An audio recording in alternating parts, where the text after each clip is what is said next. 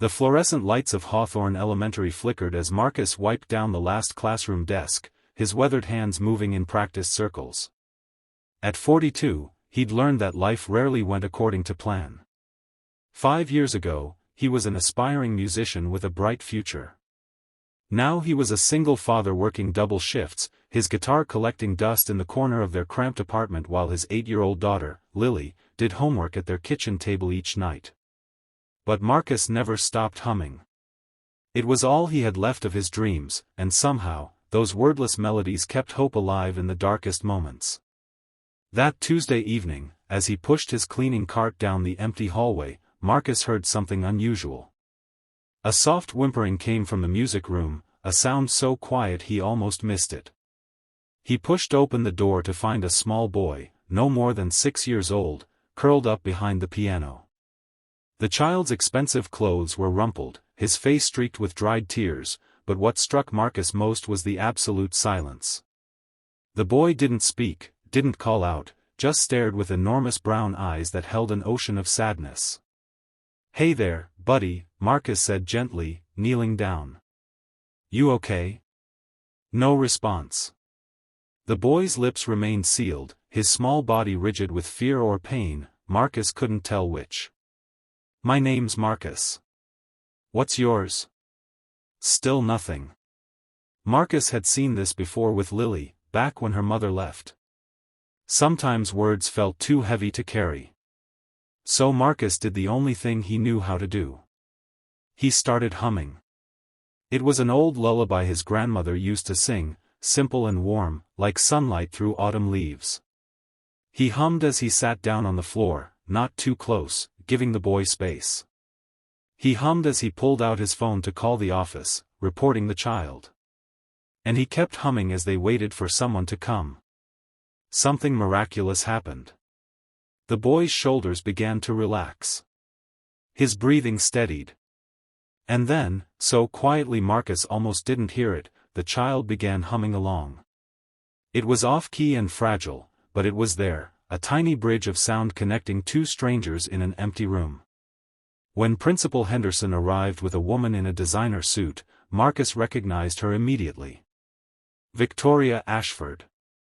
Everyone in Boston knew that name. Tech billionaire, venture capitalist, the woman whose face graced magazine covers with headlines about breaking glass ceilings and disrupting industries. But right now, she looked like any other terrified mother, her usual composure shattered as she rushed to her son. "Oliver." She dropped to her knees, pulling the boy into her arms. He remained silent, but he clung to her with desperate intensity. Victoria's eyes, Marcus noticed, were red-rimmed, exhausted. This wasn't the first time this had happened. "Thank you," she said to Marcus, her voice cracking. "Thank you for staying with him." The aide was supposed to pick him up from after-school program, but there was a miscommunication, and he wandered off, and she stopped, overwhelmed. "He's safe." "That's what matters," Marcus said simply. Victoria looked at him properly then, taking in his janitor's uniform, his kind eyes, the cleaning cart beside him. "You were humming. I heard it when we came down the hallway." Oliver was humming too. "He never does that. He hasn't made a sound in 8 months." The words hung in the air like a revelation. Marcus glanced at the boy, understanding flooding through him. Selective mutism, maybe, or trauma. Something that had stolen this child's voice. "Music has a way of reaching places words can't," Marcus said softly. "Sometimes we need a different language."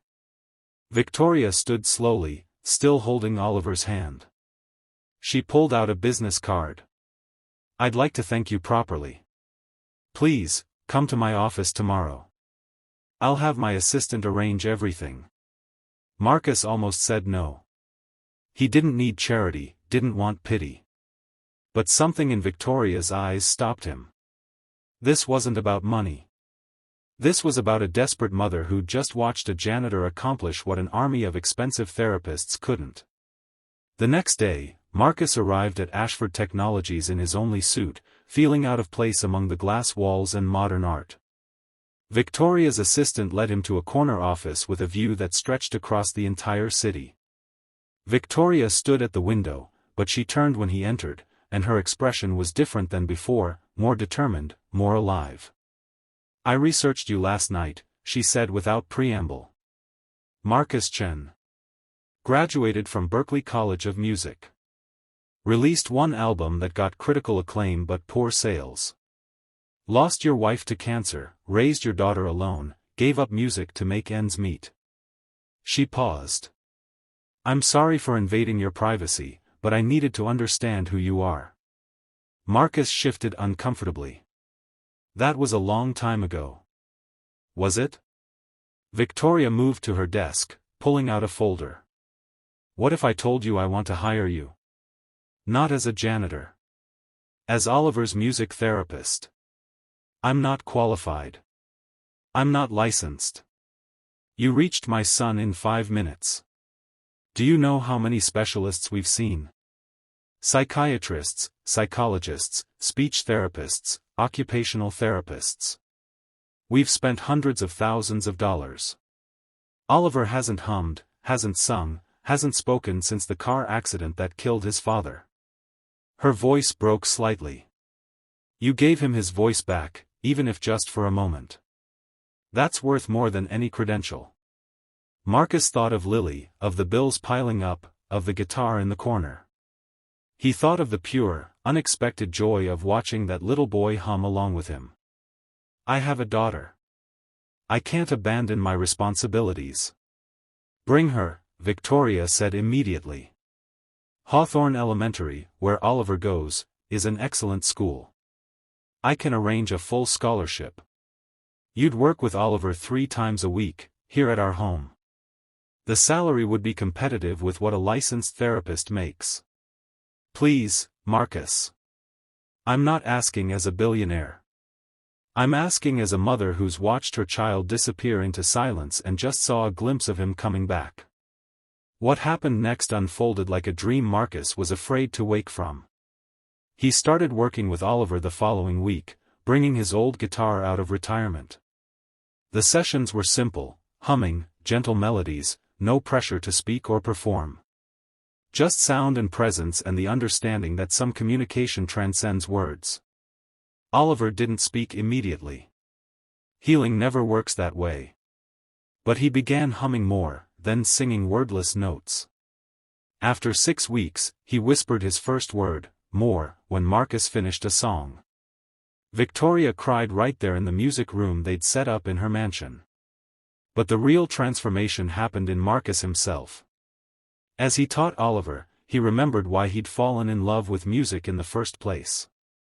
Not for fame or success, but for this, the pure magic of connecting with another human soul through melody.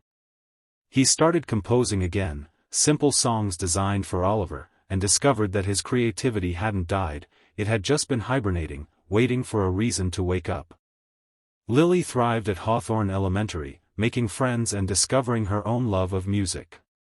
She and Oliver became unlikely companions, the 8-year-old girl teaching the 6-year-old boy that it was okay to be afraid, okay to be different, okay to heal at your own pace.